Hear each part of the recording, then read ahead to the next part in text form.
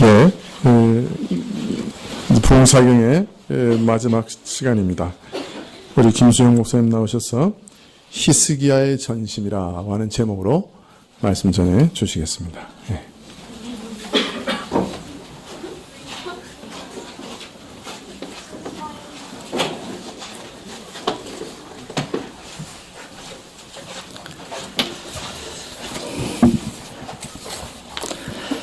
왕 중에 하나님 마음에 합당한 삶을 끝까지 산 사람 둘을 고르라고 한다면 누구와 누구를 고르겠습니까?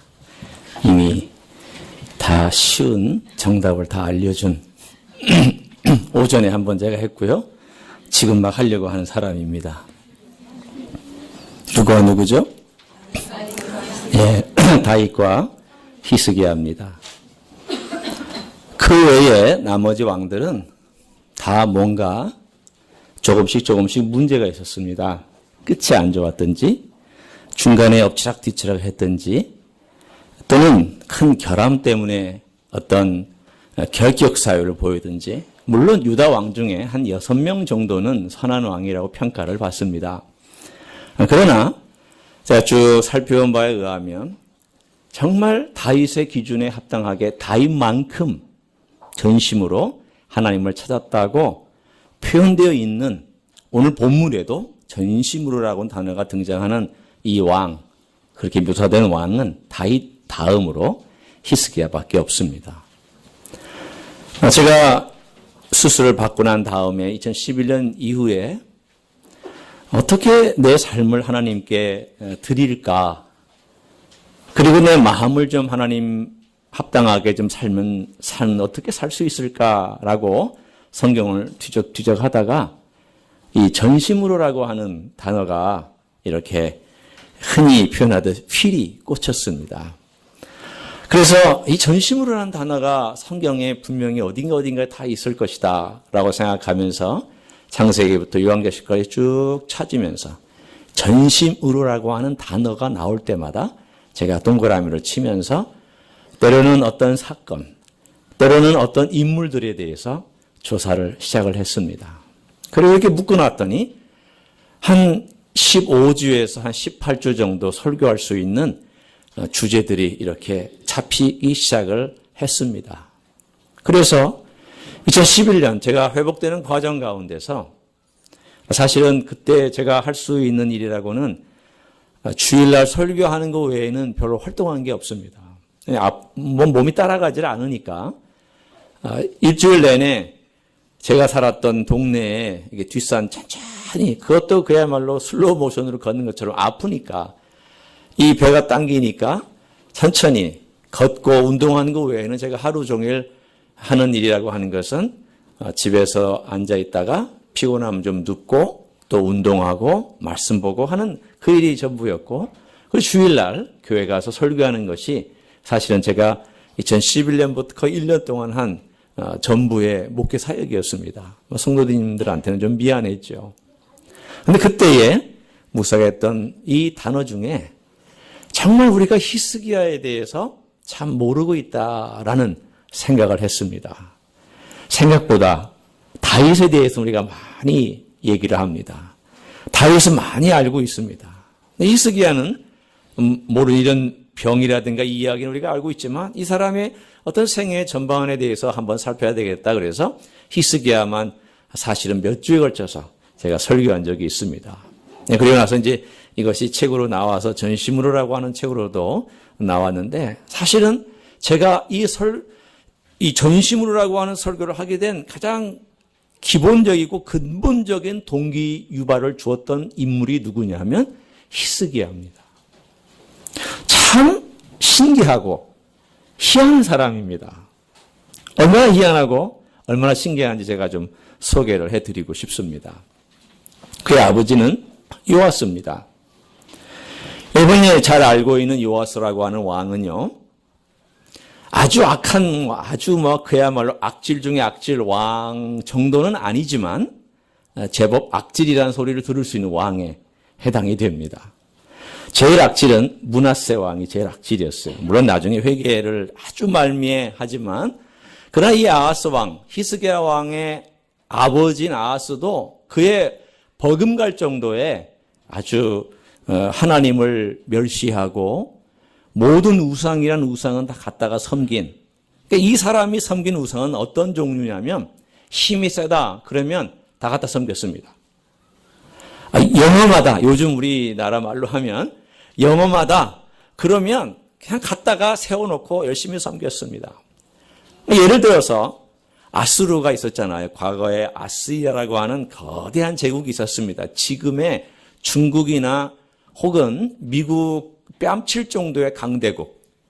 그 당시에는 그야말로 아수르라고 하면은 모든 고대 근동 지방의 전체를 다 차지하고 있는 강대국이라고 해도 과언이 아닌 그런 아수르가 워낙 세니까 이 아버지 아하스는 아수르 왕이 섬기는 그 신상을 본따다가 예루살렘에 세워놓고는 그 섬기라고 열심히 권면하고 추천했습니다.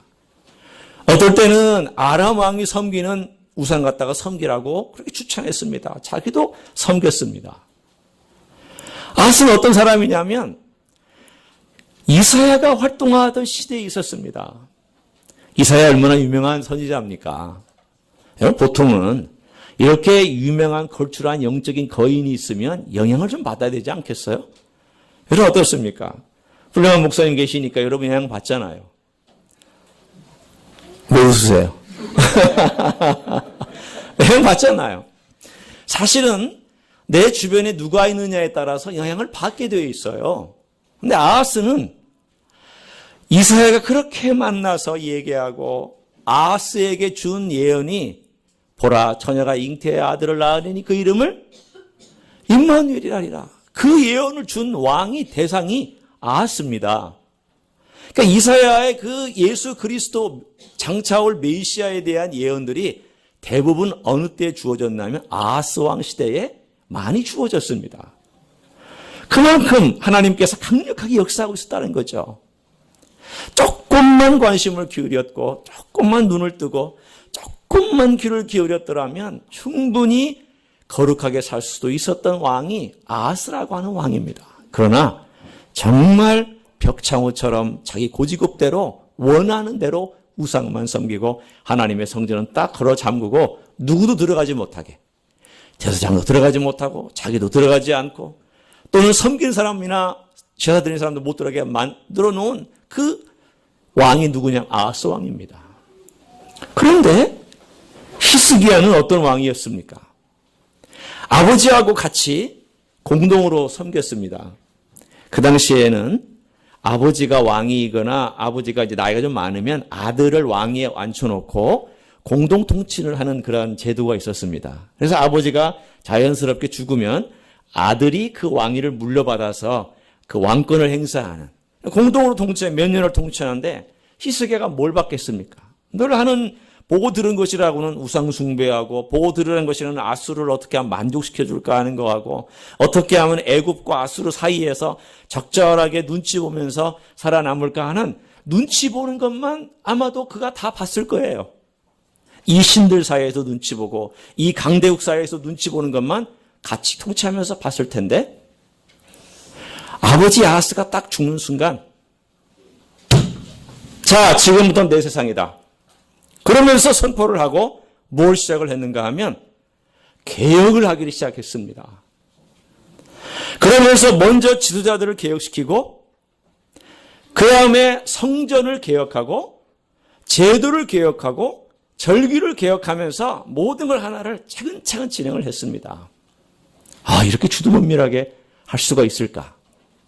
그런데 그는 어느 것 하나 시간을 놓치지 아니하고 아버지가 죽는 순간부터 그 계획을 시작해서 그 계획을 끝까지 밀고 나갑니다. 여러분, 이 계획이라는 게 쉬운 일이 아닙니다. 반대가 있고요. 기득권의 저항이라는 것은 이거 정말 어려운 것입니다.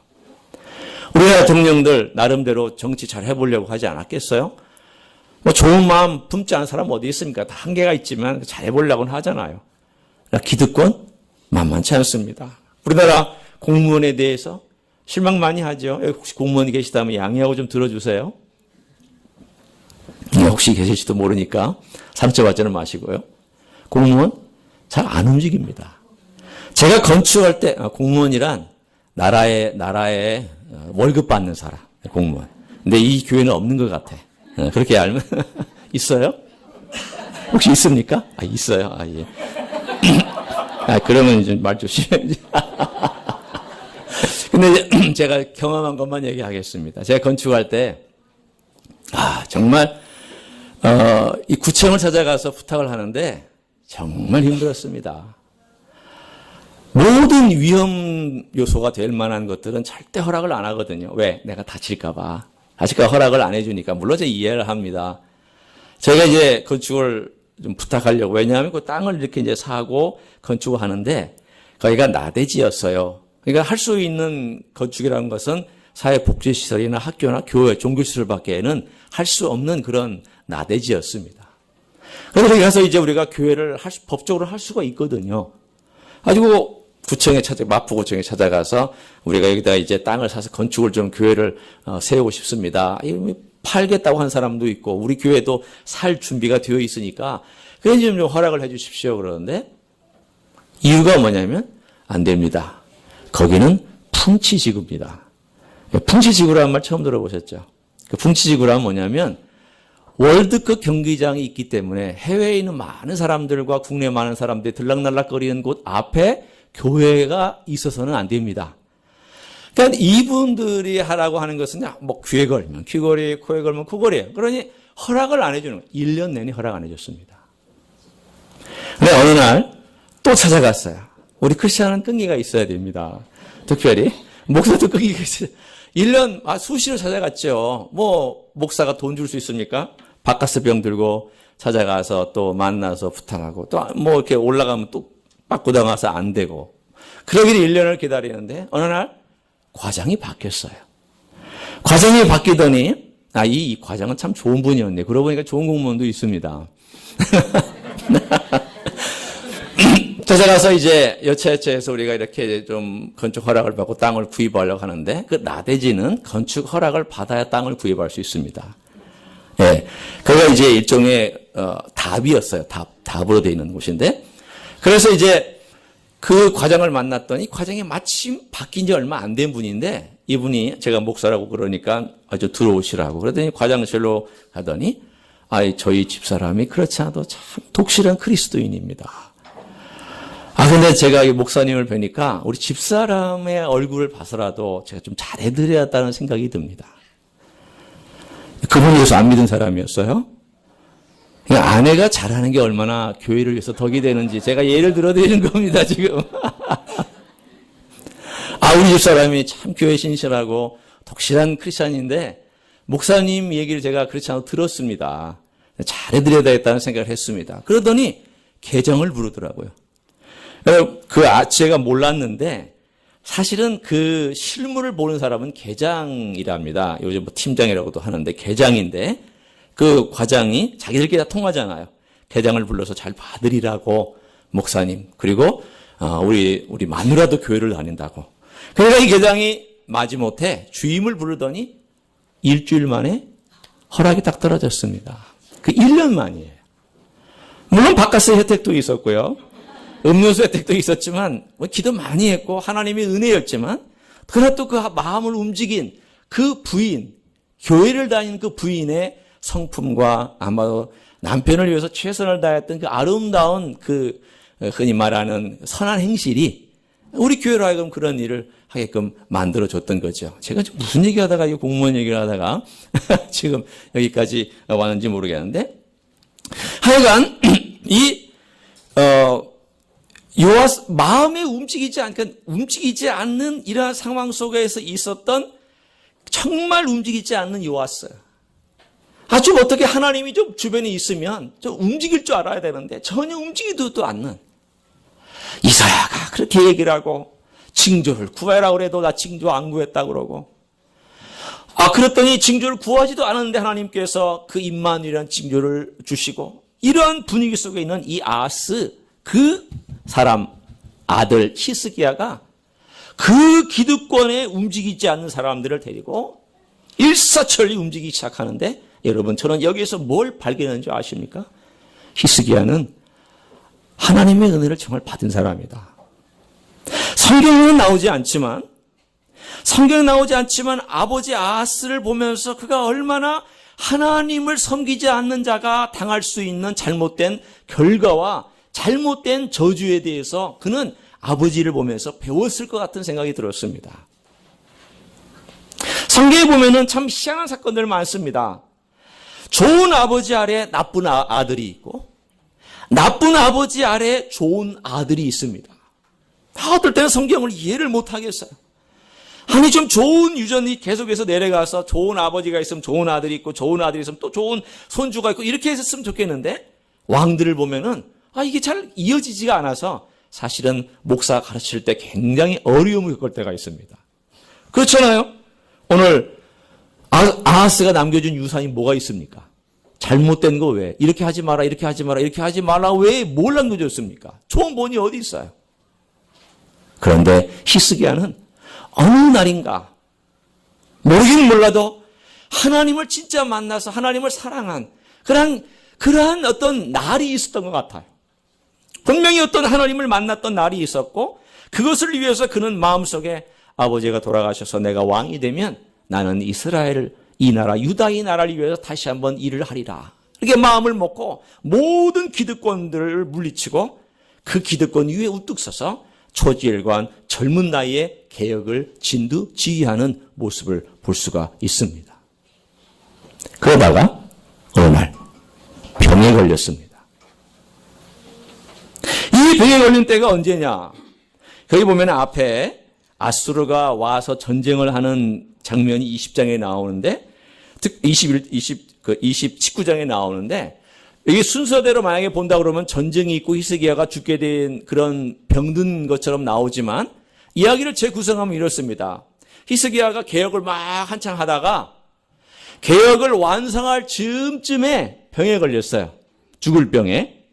그리고는 그 즈음이 언제였냐면 아수르가 북에서부터 쳐들어 내려오기 바로 직전이었습니다. 그러면 자, 지금 제가 이제 여러분과 함께 이 본문에 대해서 좀 물어보고 싶은 게 있습니다. 히스기야가 하나님 저 지금 병에 걸렸는데 살려주십시오 라고 간곡하게 기도했을 때 히스기야가 자기 살려고 욕심쟁이였다. 기다 아니다. OX로 제가 물었습니다. 히스기야가 자기 정말 목숨이 아깝고 정말 더 살고 싶어서 그런 것이다. 그렇다 아니다. 어떤 점에서 아닐까요? 맞습니다. 제가 이미 힌트 다 드렸어요. 네, 다 이미 설명했어요. 히스기야가 지금 개혁을 마치기 직전이에요. 아직 완성 안 됐어요. 북쪽에서는 아수르가 내려오기 직전이에요. 지금 이 나라는 풍전등화입니다. 왕이 죽으면 이 나라는 그야말로 폭삭가라앉습니다. 그 당시에 왕이 흔들린다라고 하는 것은 우리나라 대통령이 흔들린다 이 정도가 아니라 왕이 흔들리고 왕이 무너진다라고 하는 것은 나라 전체가 무너지는 것과 똑같았어요.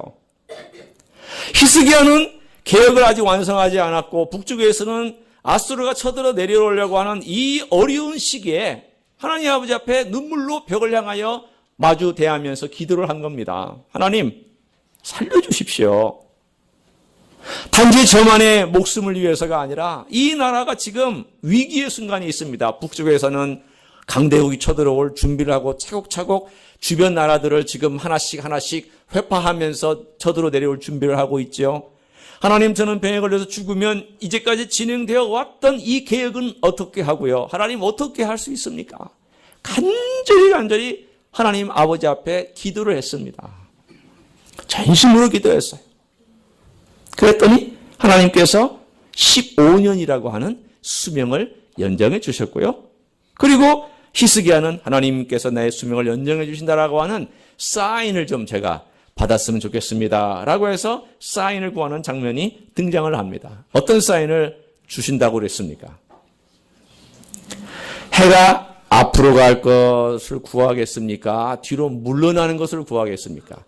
하나님 뭘 좋아하신다고요? 오늘은 이지선다형이네. 그렇죠? 아까 다윗한테는 3개 중에 하나를 골라라. 그렇게 그랬다면 이제 히스기야에는 너 둘 중에 하나를 골라라. 진짜 하나님이 유머가 있다고 생각해요. 이런 면에서 하나님의 그 유머를 저는 발견합니다. 하나님과 교제하다 보면은 사인을 구하는 게 잘못된 것일까? 여러분 어떻게 생각하세요? 사인 구하면 믿음이 없는 거잖아요. 뭐 사인을 구하고 그래요. 여러분 어떻게 생각하세요? 저는요, 구할 수 있다고 생각합니다. 하나님과 대화할 때, 여러분 자식이 아빠에 찾아와서 그러잖아요. 아빠 나 사랑해? 사랑하지. 그럼 사랑한다는 표시가 뭔데? 뭘 요청하는 걸까요? 용돈 달라는 거죠, 물론. 그래서 물론 이제 딱 껴안아주고, 야, 내가 너 얼마나 사랑하는 줄 알아? 하고 착 껴안아주면 뭐, 그거 별로 좋아하지 않아요.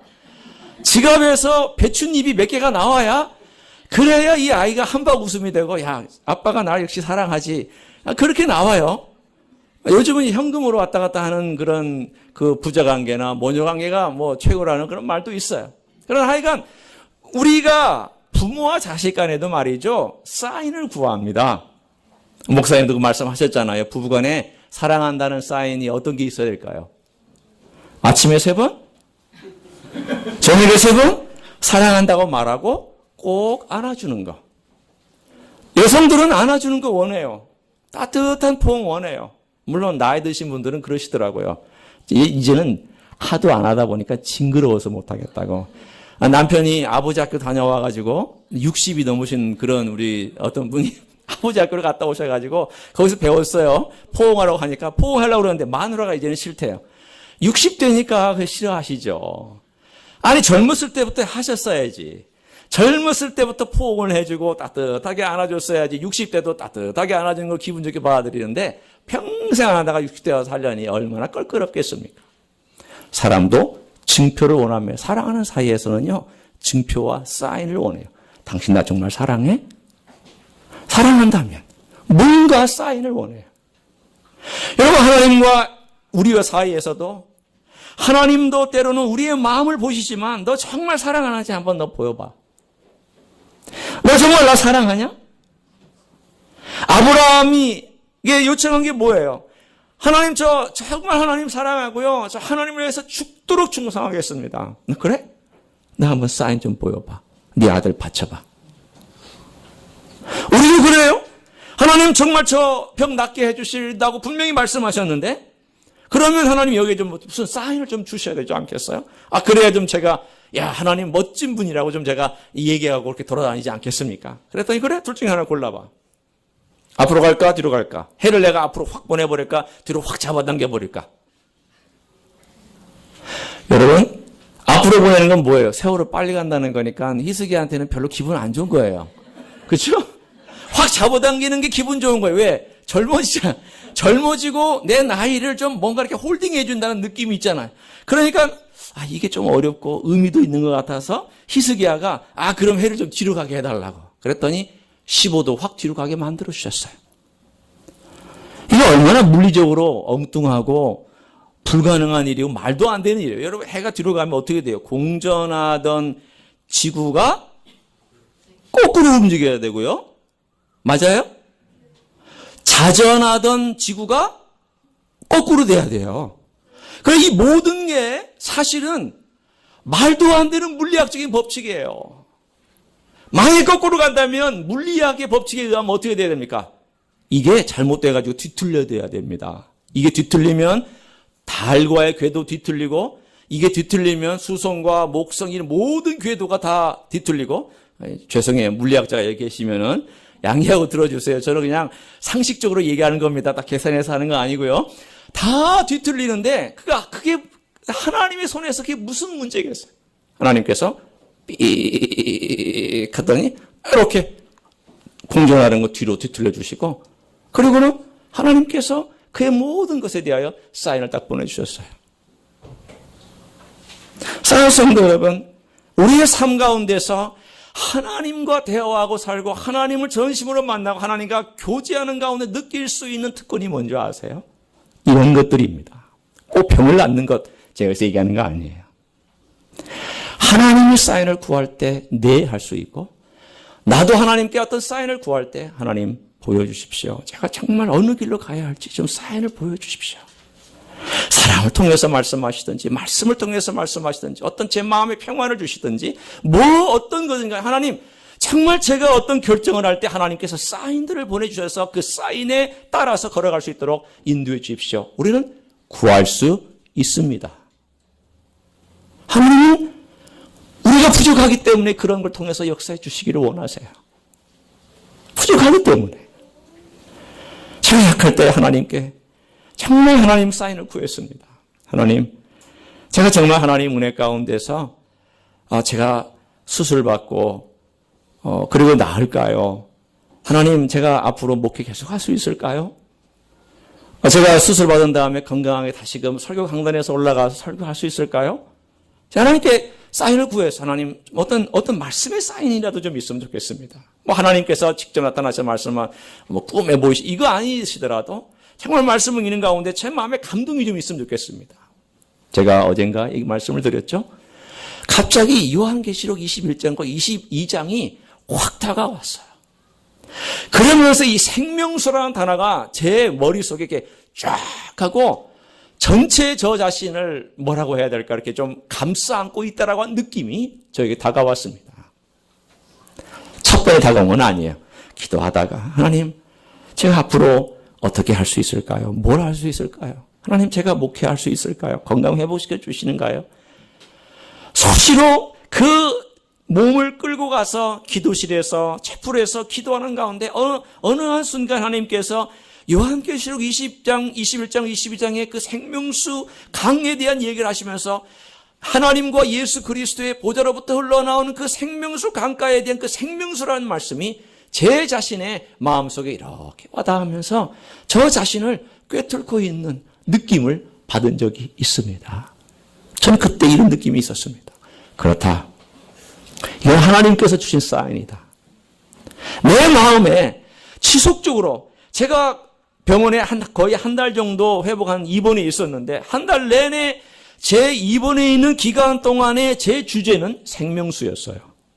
생명수. 계속 이게 떠나지 않고 제 귓가를 떠나지 아니하고 제 뇌리를 떠나지 아니하고 제 가슴을 떠나지 아니하고 그리고 기도할 때에도 늘 적어도 하루에 한 번은 이 생명수라는 단어가 입에서 떠나지 아니하고 꼭 기도하는 가운데 저 자신을 사로잡았던 단어였던 것이에요. 저 지금도 이 생명수라는 단어를 생각하면 가슴이 뜁니다. 왜냐하면 하나님이 저에게 주신 사인이었기 때문에 말씀의 사인이어서. 이런 사인만큼 확실한 사인이 없어요. 성도 여러분, 우리가 살아가는 동안 때로는 힘들고 어렵잖아요.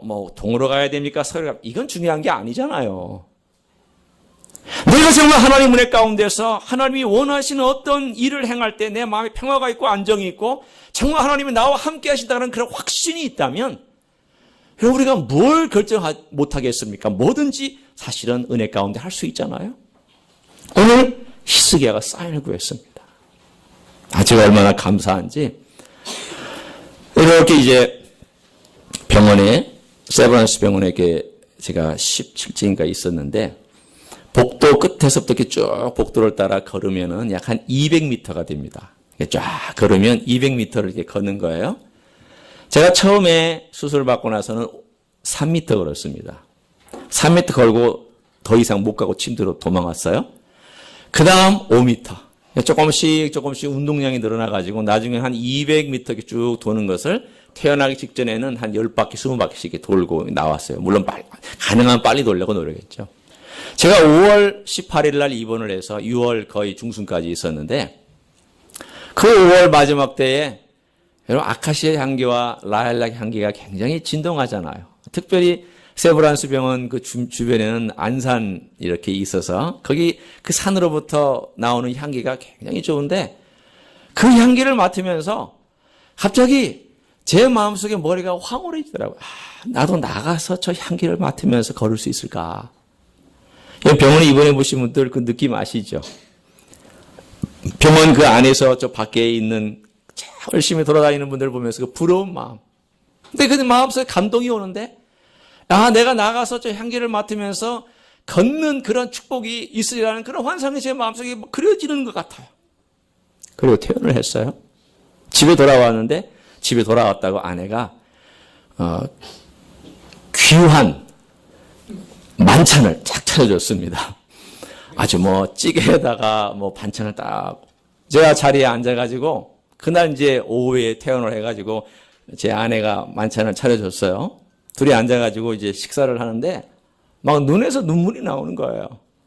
너무 감사해서 내가 살아서 돌아왔구나. 이 집에 살아서 돌아왔구나라는 생각 때문에 앉아가지고 막 제 생애에 아버님 돌아가시고 나서 그렇게 엉엉 운 건 처음입니다. 막 엉엉 울었어요. 남자가 목사가 창피할 정도로 마누라 앞에서 막 엉엉 눈물이 닭똥 같은 눈물이 막 뚝뚝뚝뚝뚝뚝뚝뚝 이 밥상 앞에 놓고 기도하기 전에 막 울었어요. 그랬더니 아내가 당황을 하더라고요.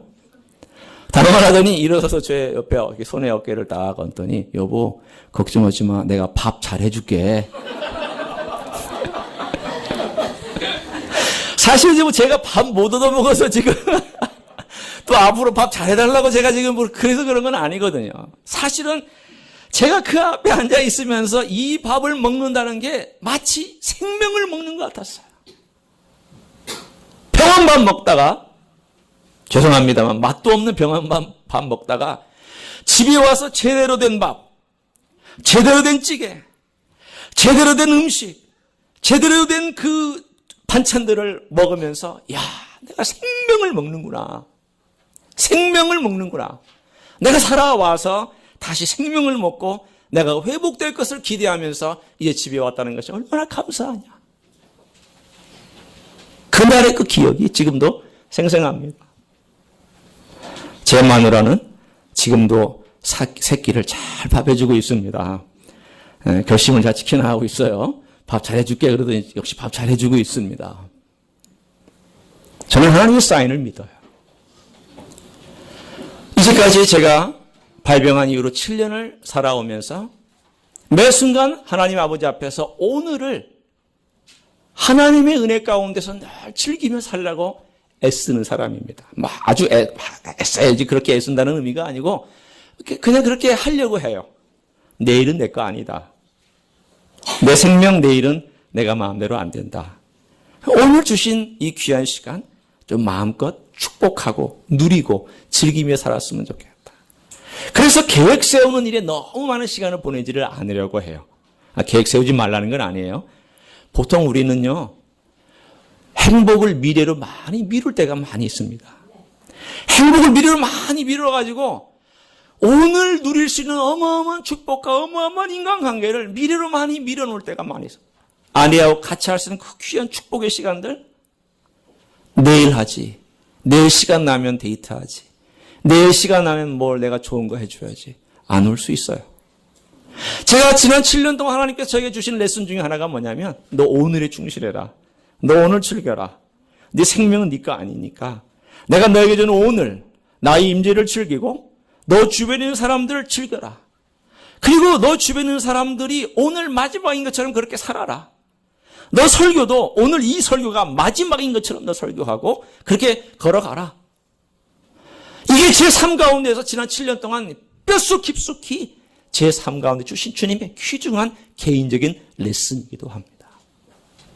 히스기야도 그렇게 살았을 거예요. 15년 받았습니다. 15년이면 거꾸로부터 세야 되죠. 14년 남았네. 13년 남았네. 12년 남았네. 11년 남았네. 10년 남았네. 9년, 8년, 7년, 6년, 5년, 4년, 3년, 2년, 1년, 그리고 1년 남은 그 해에는 이제는 약속대로 정리하기 시작해야죠. 물론 그는 15년 전부터 그의 삶이 오늘 내가 이 15년 남은 세월 동안 오늘이라는 시간을 어떻게 하면 최대한으로 하나님의 영광과 이스라엘의 그 영광과 내 자신이 하나님 안에서 어떻게 살아갈 수 있을까? 그렇게 살아갔을 거예요.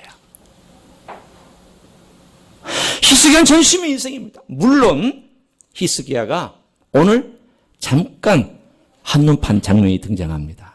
우리 살아가면서 감사할 때 있지만 한눈 팔 때 있어요. 이 한눈 팔 때 제가 좀 얘기해 드리죠. 히스기야가 한눈 팔았어요. 바벨론에서부터 사신들이 왔습니다. 이때 바벨론은 아직 제국이 되기 전이고요. 제국이 되기 100년 전입니다. 그러니까 간단히 얘기하면 아수르라고는 거대한 제국이 있었고요. 바벨론은 거기에 속국으로 여전히 조공을 바치는 조그마한 도시였습니다. 그런데 이 바벨론은 워낙 거친 기질이 있어서 과거에 제국을 해본 기질이 있어서 반항을 많이 했습니다. 그래서 이미 몇십 년 전부터 아수르에 반항하다가 깨지고 깨져가지고 사실은 굉장히 얻어터진 적이 많은 반창고를 많이 붙이고 있는 도시였습니다. 그렇지만 원한도 셌습니다. 저 아수르 언젠가는 우리가 쳐부수리라. 그래가지고 아수르가 거대한 제국으로서 여전히 힘을 발휘할 때에 바벨론이 그 주변에 있었던 여러 나라들하고 동맹을 맺었습니다. 암몬에도 사신을 보내고 모압에도 사신을 보내고 저 애굽에도 사신을 보내고 주변에 있는 아람에도 사신을 보내고 그리고 유다에도 사신을 보내가지고 우리 동맹하자. 동맹해서 저 아수르가 한번 싸움해보자. 라고 해서 그 동맹하는 조건을 내걸기 위해서 사신이 온 그때가 바로 히스기야 왕이 마침 나아서 기분이 좋을 때였습니다. 기분이 너무 좋고 하나님께서 자기의 생명을 연장하는 그것 때문에 그 사신을 받아들인 다음에 국고에 있는 금은 보화와 모든 걸 다 보여주고 나서 사신을 돌려보냈더니 이사야가 와서 당신 뭐 했습니까? 그랬더니 다 보여줬다고. 그때 오늘 이 본문에 뭐라고 되어 있습니까? 자, 한번 우리가 여러분이 잘 아는 이 본문의 구절이 나와 있어요. 17절 한번 보세요. 20장 17절. 열왕기하 20장 17절의 말씀입니다.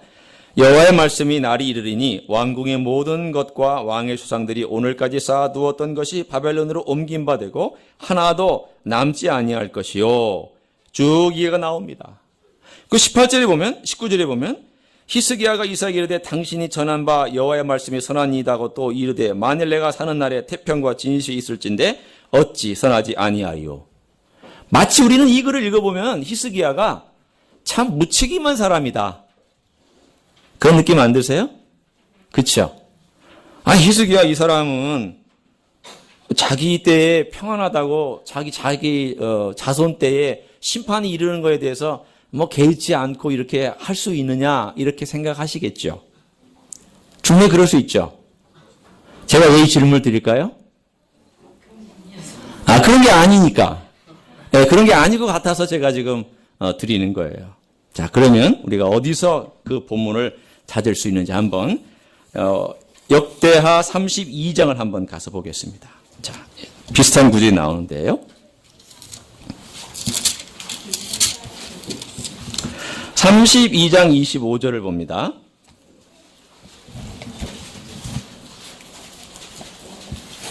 역대하 32장 25절 701쪽.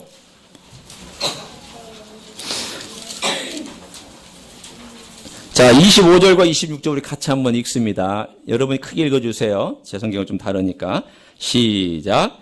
히스기야가 마음이 교만하여 그 받은 애를 보답하지 아니하므로 진노가 그와 유다와 예루살렘에 내리게 되었더니 히스기야가 마음의 교만함을 뉘우치고 예루살렘 주민들도 그와 같이 하였으므로 여호와의 진노가 히스기야의 생전에는 그들에게 내리지 아니하리라.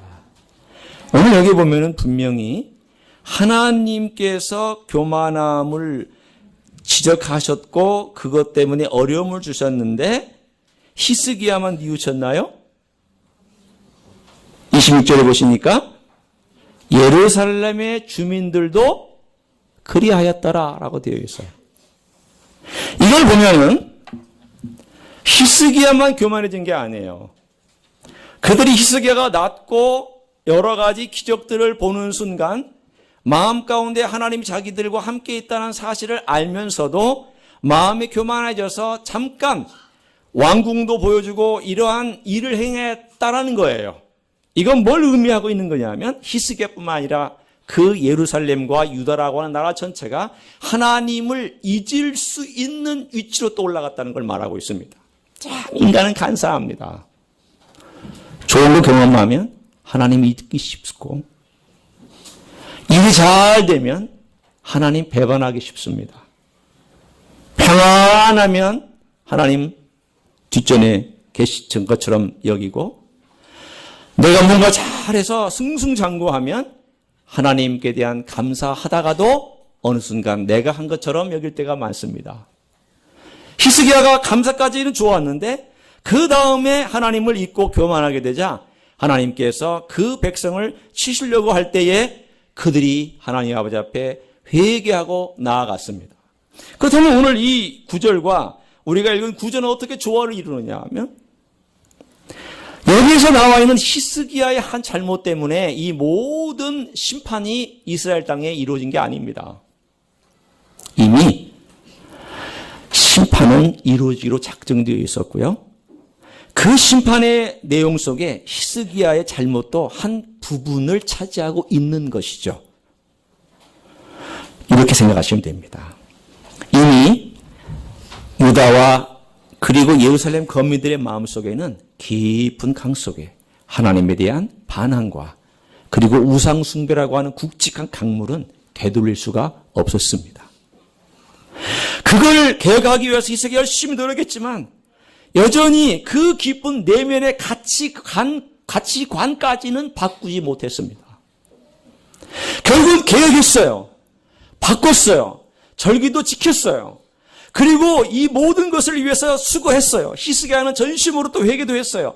예루살렘 거민도 회개했어요. 그러나 문제는 뭐냐면 가치관까지는 바꾸지 못했고 이 가치관은 여전히 우상 숭배에 쉽게 빠져들어가고 또 빠져들어가고 결국 므낫세의 왕창 무너지고 그리고 나서는 도저히 헤어날 수 없는 그 결과를 맞이할 수밖에 없었다는 것을 오늘 이 구절은 힌트 주고 있는 겁니다. 히스기야 그 사람의 한 잘못 때문에 멸망당한 것이 아닙니다.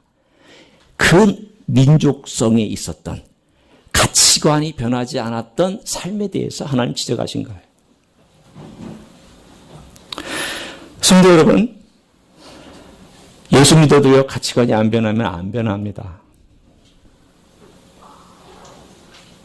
위기 순간에는요 자기 배웠던 대로 합니다. 예수 믿은 사람도요 위기의 순간에 자기 하던 습관대로 자기 원하는 대로 합니다. 돈이 우상이면요 위기의 순간에 돈 딱 택합니다. 명예가 그 마음 가운데 늘 우상처럼 있으면요 안 그런 척 하다가도 위기의 순간에 명예 딱 택합니다. 그런 크리스천들 많이 봤습니다. 목사도 예가 아니고요. 가치관이 변해야 되는데 이 가치관이 우리의 삶에는요 적어도 몇 가지 중요한 고백이 있습니다. 자기의 신앙적 고백이 있어야 돼. 예수 그리스도를 우리가 구주로 고백하는 신앙적 고백이 있고 예배의 고백이, 예배적 고백이 있어. 우리 같이 모여서 공동체가 예배하고 하나님을 경배하고 같이 시편도 노래하고 이런 예배적 고백이 있고요. 또 하나는 하나님 아버지 앞에서 우리가 우리 자신을 돌아보는 성찰의 고백이 있어요. 성찰의 고백이 있고 또 하나는 마지막으로 하나님 아버지 앞에서 윤리와 도덕적인 고백이 있어야 되는데 어디서 멈추냐면 한국의 크리스찬들이 예배적 고백까지는 가는데 그 다음 성찰과 그리고 윤리와 도덕적 고백까지는 가지 못했어요. 왜? 가치관이 변하지 않는 거예요. 거기서 예배 드리고 하나님 알고 그런데 그 다음 나가지를 못하고 있는 거예요. 히스기야 시대도 역시 그거는 예외가 아니었던 것 같아요. 대한민국이 어디가 바뀌어야 되느냐? 제도? 여러분 매뉴얼 그 바꾸는 거 가지고 바뀔까요?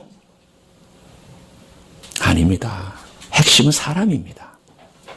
사람의 가치와 이 내면이 바뀌지 아니하면 법, 제도 아무리 바꿔도 크게 바뀌지 좀 나아지긴 하겠지만 그게 바뀌지 않습니다. 오늘 하나님 아버지 앞에 그러나 히스기야는 그 가치관을 바꿔보려고 애를 썼던 한 왕으로 기록될 것입니다. 다윗이 왕국을 일으키면서 그 왕국 앞에서 하나님의 가치관을 세우고 성전을 세우면서 하나님 예배의 중심을 세우고 하나님 임재와 하나님과 동행하는 삶의 모범을 보이면서 이게 하나님의 가치라고 보여줬다면 그 수많은 엎치락뒤치락하면서 내려오는 가운데 히스기야는 그 막다른 골목까지 내려가는 그 운명을 붙들고 이 가치관을 바꿔보려고 무지 애를 썼던 선한 왕이었습니다. 하나님이 그 애쓴 것을 보고 용서해 주시고 하나님 아버지 앞에 히스기야 고백한 건 뭐냐? 하나님 그래도 제때에 저희들을 멸망시키지 않은 거 감사합니다. 그 얘기예요. 하나님 그래도 조금 보류해 주신 거 감사합니다. 언제 하나님의 심판이 나타날지는 모르지만 그래도 이 백성을 사랑하셔서 조금이라도 연장해 주셔서 우리로 하여금 하나님의 은혜를 조금씩 경험할 수 있도록 도와주셔서 감사하다고 하는 감사의 기도지, 그가 그야말로 얼굴 두껍게 나만 괜찮으면 괜찮고 우리 자식 때 벌 받는 건 내가 어쩔 수 없다, 그 얘기는 아니라는 것입니다. 오늘 저는 이 말씀을 통해서 여러분과 함께 중요한 몇 가지를 나누고자 합니다. 그것은 뭐냐면 오늘까지 제가 나눴던 것처럼 하나님 아버지 앞에서 우리가 개인적으로나 또 교회적으로나 또는 국가적으로 하나님 아버지 앞에 좀 사인을 구하는 그런 기도가 있었으면 좋겠습니다. 어쩌면 이 비극적인 사건은 하나의 경고적 사인일 것입니다.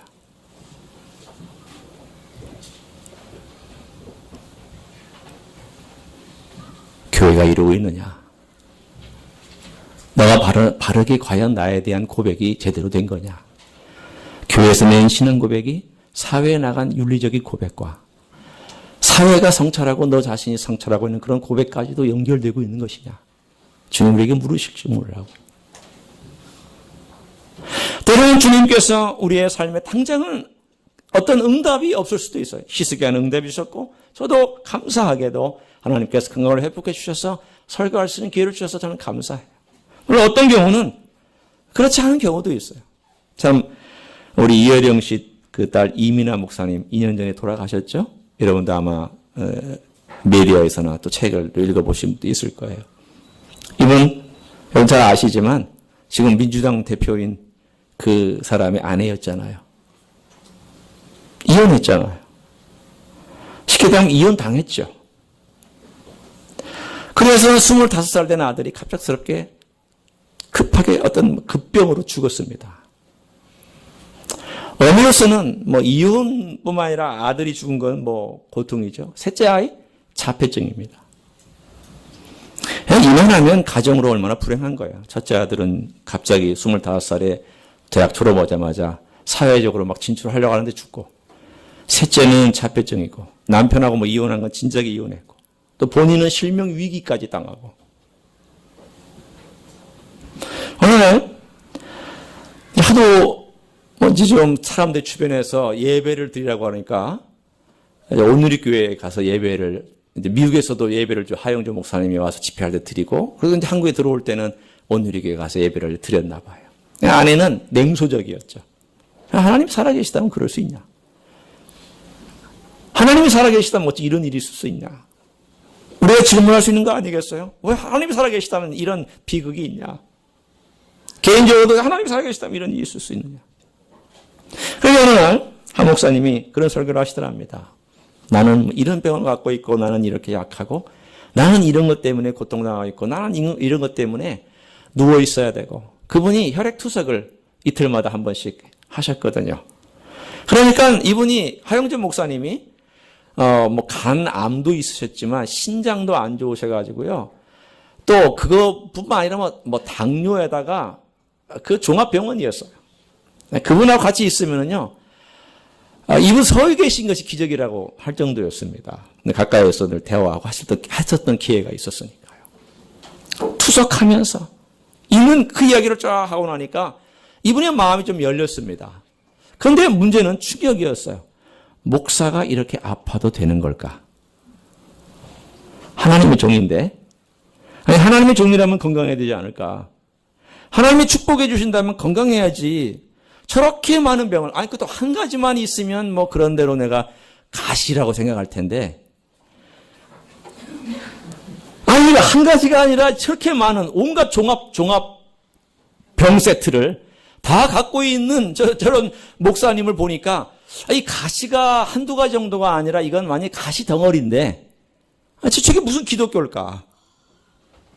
그런 생각이 들었답니다. 그러면서 자기의 처지하고 이게 오버랩 되면서 만약 저분 안에 계신 하나님이 진짜 하나님이라면, 그래서 저분이 저렇게 화평하고 저렇게 어렵고 힘든 가운데서 설교할 수 있고, 저분이 그렇게 자랑하고, 저분이 기쁨이 충만하고, 이틀마다 한 번씩 투석하고, 당뇨 때문에 고생하고, 간암 때문에 고생하고, 온갖 몸에 있는 병들 때문에 고생하는 이러한 분이 그렇게 기뻐할 수 있고 평화로울 수 있다면 저 하나님 진짜 아닐까?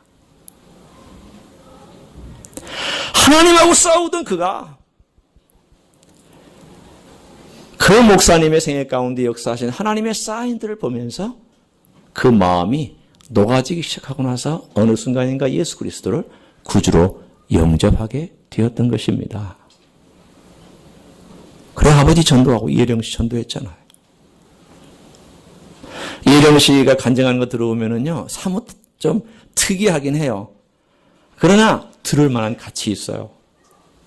이분은 정말 그 문학적인 가치와 문학적인 표현을 가지고 예수 그리스도를 표현하기 때문에 어떨 때는 저 이단 같은데 이런 느낌이 들 때가 있지만 그러나 그 속 내용을 가만히 생각해 보면은 이단이기 때문이 아니라 그분이 표현하고 싶어하는 표현대로 하기 때문에 그래요. 쉽게 얘기하면 때묻지 않은 교리나 어떤 성경의 어떤 표현법이 아닌 문학적 자기가 동원할 수 있는 표현법을 다 동원해서 예수 그리스도 얘기를 하기 때문에 들을 때는 좀 생소하게 들릴 수도 있어요. 그러나 그분 믿게 됐어요.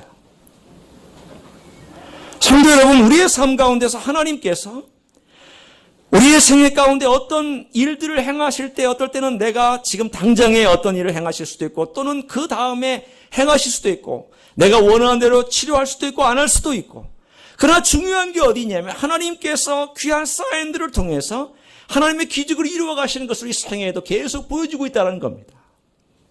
말씀으로 병 나은 것으로 때로는 우리의 삶 가운데서 우리의 삶의 여러 가지 다양한 환경과 조건들로 그때마다 우리가 할 자세는 뭐냐면 하나님 제가 이 앞에서 이 사인 앞에서 하나님 겸손하기 원합니다. 하나님 저와 함께 하시고 우리와 함께 하시고 제 인생을 도와주시는 걸 제가 압니다.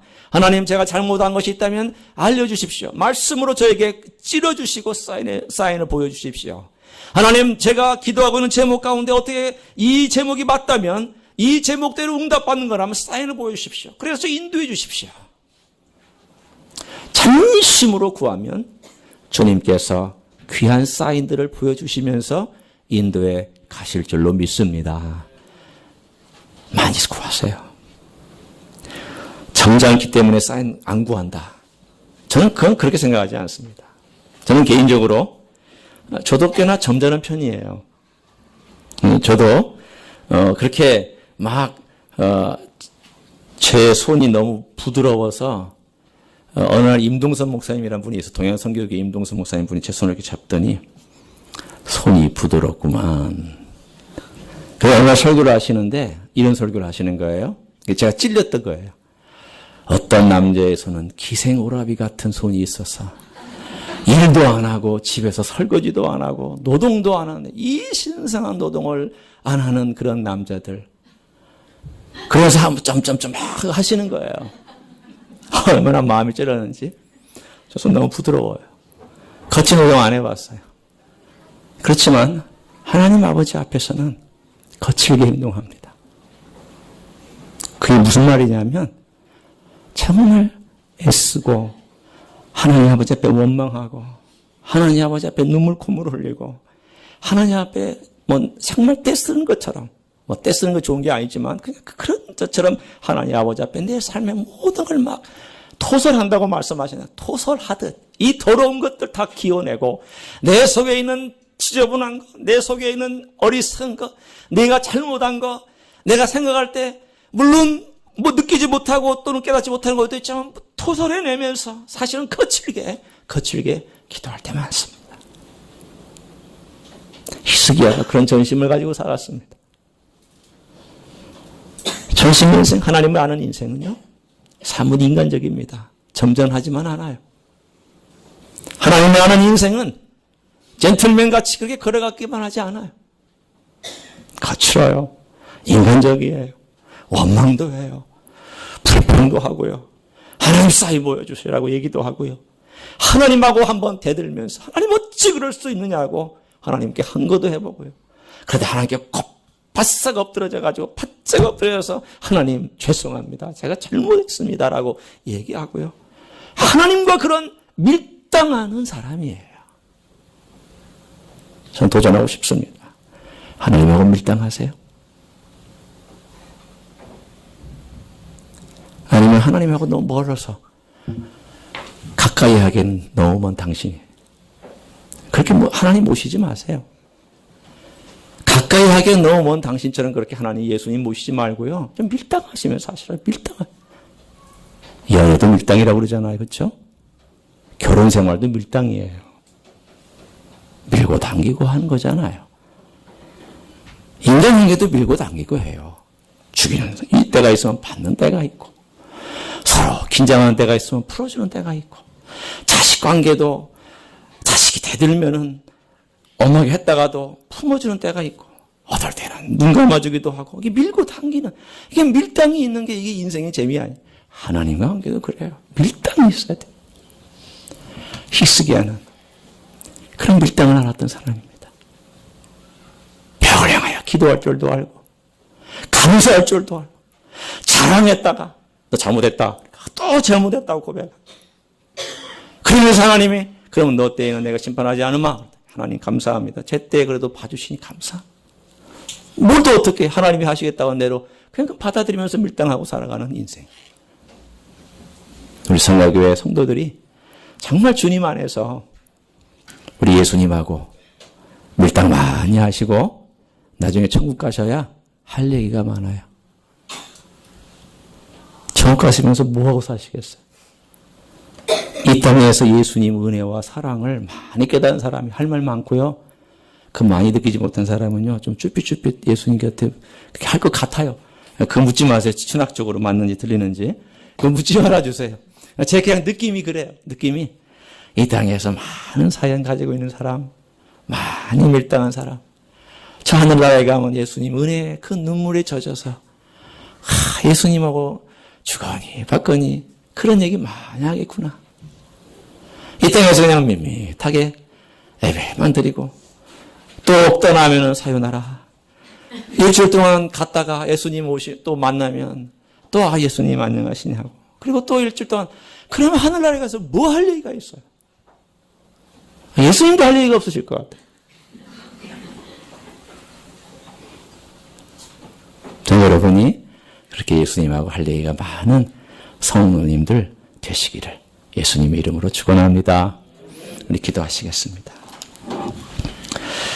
이 시간에 통성으로 기도합니다. 여러분 속에는 예수님과 사연이 많으세요?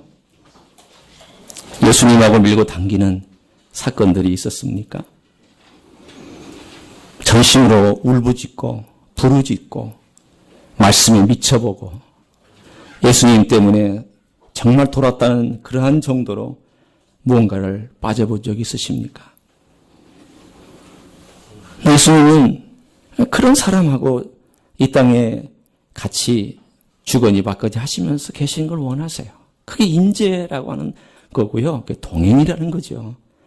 동행할 때 그냥 얼굴만 보고 어떻게 가요? 말도 하고 싸움도 하고 갈등도 풀고 손도 잡고 이야기도 하고 다양한 것들이 동행 아니겠습니까?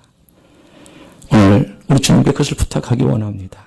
주님 전심으로 주님 찾고 주님 만나고 주님과 밀당하고 주님과 함께 교제하며 하늘나라까지 가기를 원한다고 이 시간 다 같이 통성으로 기도하시겠습니다. 하나님 아버지 감사합니다. 주님 은혜 가운데서 걸어가기를 원합니다. 주님 은혜 가운데서 살기를 원합니다. 주님과 함께 대화하고 그 소소한 재미들, 주님과 얘기하는 재미, 주님과 대화하는 재미, 주님과 함께 만나며 주님 은혜 가운데서 그 풍성함을 만나는 그러한 가운데 저희가 머물며 살기를 소원합니다. 주여 간절히 간구합니다. 우리가 이 땅에 살아가면서 때로는 건강을 잃기도 하고 때로는 어려운 일을 당하기도 합니다. 때로는 고통도 있기도 하고 때로는 여러 가지 거친들과 광야를 걸어가기도 합니다. 그렇지만 주님과 참으로 밀고 당기며 주님과 함께 대화를 나누며 주님과 수건이 받거니 많은 사연들을 쌓아가고 많은 이야기거리들을 만들어가며 하나님 이 땅 위에서 우리 주님을 사랑하고 전심으로 주님을 찾고 정말 주님과 함께 교제하고 만나는 그런 삶을 살아갈 수 있도록 있도록 주여 축복해 주시기를 원합니다. 우리 성가교회 귀한 성도들이 그런 삶을 살게 해주시고 우리 주님과 함께 밀접한 만남, 정말 주님과 동행하면서 그렇게 걸어가는 귀한 삶이 되어질 수 있도록 주님 역사해 주시기를 간절히 간구하고 원합니다. 우리 어려운 삶을 살아가며 날마다 주님과 깊이 동행하는 즐거움이 넘쳐나는 우리 모든 가족들에게 역사하여 주시옵소서 기대합니다. 감사를 드립니다. 하나님 감사합니다.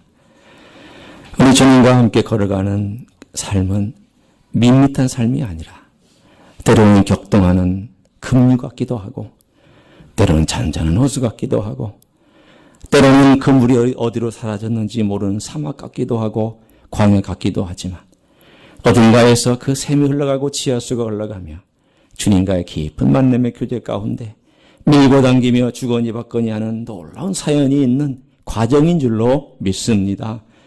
우리 성가교회 귀한 성도들 예수님 앞에 전심으로 찾아가고 전심으로 만나고 전심으로 구하고 전심으로 두드리고 전심으로 예수님의 얼굴과 빛을 구하여 우리 예수님과의 만남이 정말 끈끈하고 아름다운 사연이 많이 있는 그러한 생애가 될 수 있도록 축복하여 주시옵소서. 그래서 이 생애 가운데 예수님과의 그 사연이 간증이 되게 하시고 즐거움이 되게 하시고 괴로움도 이겨나가는 기반이 되게 하시고 모든 이 사회를 또한 변화시키는 근간이 되게 하시며 그 고백을 가지고 이웃에 나가 변화시킬 수 있는 하나님의 종들 되게 하여 주시옵소서.